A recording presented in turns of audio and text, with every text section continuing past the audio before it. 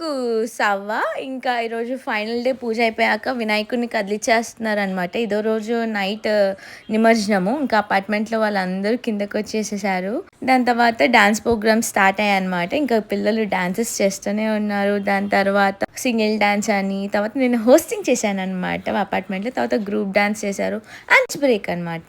Lunch తిన్నాక మళ్ళీ dance performance, group dances, తర్వాత జెంట్స్‌తో గేమ్స్ ఆడిపించామన్నమాట.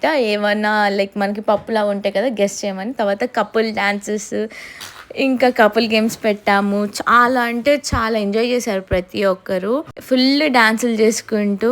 అండ్ తర్వాత ఇంకా అందరు కలిసి తీన్మార్ చేస్తూ ఉన్నారు. అండ్ ఆంటీ వాళ్ళకి మ్యూజికల్ చైర్స్ పెట్టాము.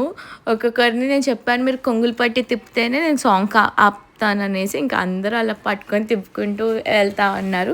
తర్వాత ఉట్టి కొట్టామన్నమాట. నేను కూడా కొట్టాను. అసలు నన్ను కొట్టనివ్వలేదు పిల్లలు. అయితే నీళ్ళు పోస్తూనే ఉన్నారు. ఇంకా వినాయకుడిని ట్రక్ మీదకి ఎక్కిచ్చేస్తున్నారు అందరూ. ఇంకా మేము కూడా ట్రక్‌లోనే వెళ్ళిపోయామన్నమాట వినాయకుడి నిమజ్జనానికి.